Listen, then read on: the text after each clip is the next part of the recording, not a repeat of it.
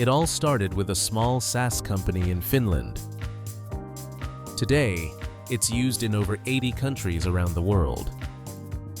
The journey, anything but easy. Lessons learned, key insights, hard-earned experiences.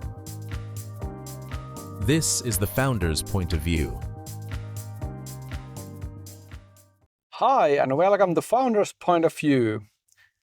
Today we are talking about the ICP and how we chose the home improvement industry as an ICP for us in the UK and Germany as well, and the reasons behind that ICP decision and also some problems which this industry currently has in terms of customer reviews and feedback collection and so on. But Johannes, would you like to open the background of the founders and how they are related to this industry? Yeah, the ICP comes from the words ideal customer profile. Yeah. So the segment which is ideal for us from our product and problem solving point of view. And when we started, I had a pretty long experience working in that field. I have been doing some summer jobs in home improvement sector. And as a digital marketer, I used to help home improvement companies and construction companies to acquire new clients online. And also the other founders, Arttu, he has been an entrepreneur in the sector before this and before other jobs. And Perttu, who is also one of the founders, he has always helped modern companies from the home improvement sector to do online business and the original idea to help companies to collect and utilize social proof on their website, that our video testimonial business which we had. Yeah. The idea came from working with those kind of companies when I helped them to collect more leads from the web, and it was pretty clear at that time that every time we can put the reviews and the feedback, improve the transparency on the website, we started to get more leads and the conversion rate increased a lot. Yeah. So obviously, when we started doing business in the UK and Germany, and we had to choose some of the segments as an ideal customer profile, as the first ideal customer profile, the first segment for us to open up, we chose this home improvement because we were familiar with it, and also we had tens or hundreds of customers from that industry in Finland, which makes it easier to expand when you already know some of the problems and so on. But there are also lots of problems we can solve in that segment. Mm-hmm. Would you like to tell more about those? Yeah, first of all, when you are a company in home improvement and a construction sector, your customers, they want to know more about you before buying anything from you. So you need to show the transparency. You need to show that you have the capability to do the things you promise to do for them. You need to show that you're having a good will. You are not going to do anything bad, and you have a good experience and a lot of happy clients, and to lower the risk to buy from you. And it is especially typical in that sector when buying something which is maybe more pricey. Yeah. The price is higher, the average price of the services is higher, and there is also other risks when you are installing things in your home and changing changing technical things inside your home and so on. So that's why there are many risks. And the other thing is that many times companies in that sector, they have some local, very customized software which they use to handle the everything. So some ERP systems, and those softwares are not typically cannot be easily integrated to the other softwares, and that's one problem. So if you want to collect, for example, feedback and reviews, it is not easy to find the triggers and do the technical things to start that process. And that's one thing. And the third thing is that even they are some kind of local businesses, but the service is happening in other place than the service is bought. So nowadays the service can be bought through the online. Maybe someone is visiting your home and you are checking the places before doing the contract. Yeah. But it's happening anywhere else than not at the office of that company. Yeah. And so, for example, the Google reviews and the other reviews, they are not automatically asked from the people who have been served and helped. Yeah. That's the one thing. Exactly. And all of those problems, they are pretty global problems. Yeah. Not related to some specific market.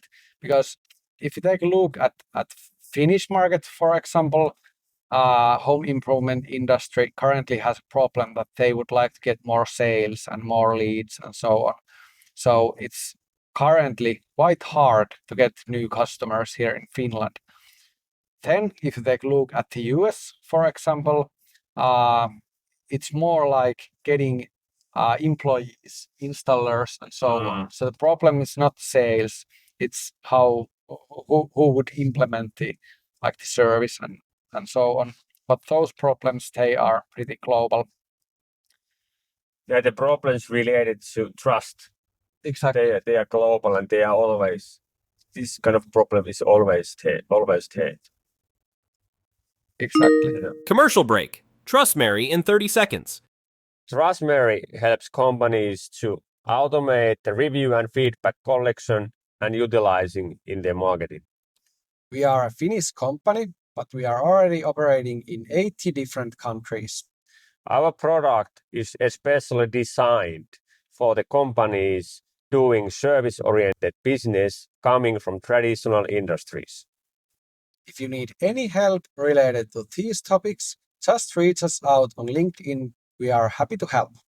And now back to the story. So I've recently had a couple of home improvement projects personally. So me as a buyer.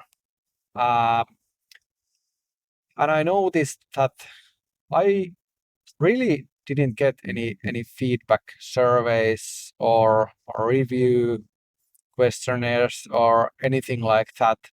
Obviously, if I had some problem, I picked up my telephone and called someone like some decision maker of those companies or my contact person or something. But no one asked me how I felt and how was the end result and so on. And I had quite many players, different companies, participating in those projects. Also, bigger companies were involved, and still no feedback surveys. What do you think? Why is it that way? I think it's maybe the technical thing I mentioned before, the software they are using to handle everything. It is not easy. It is not easy to integrate with other softwares. That's maybe one thing. But the other thing, it's cultural. I think it's a cultural thing. So they are not used to ask feedback and ask that what's going wrong and what is well. And that's a very strongly inside of this sector that people working there aren't used to ask feedback and especially ask public reviews to post online. That's a very, very big thing for them. And of course, it can be both, that if they think that it would be easier to collect the feedback, they might done more things related to that. That's true. And that's one point we have to be like active and teaching the companies that it's not so hard. It's actually surprisingly easy to like basically automate everything related to asking for feedback, asking for reviews, using reviews as marketing as a marketing asset, and like having reports based on feedback and so on. Yeah, it's much easier than people think that it is. Yeah, that's true. Yeah, I agree. So if you take a look at the home improvement industry and the companies once more, if they go and automate everything, if they do the feedback, asking for feedback and reviews in a modern way, what changes? How the like everyday life changes? I think that they will get many benefits, but the number one benefit is that they will know better that what they should do differently in the future. So they are going to get also the critics and also the positive feedback at what's going, what they have doing well, and they will know what to do differently.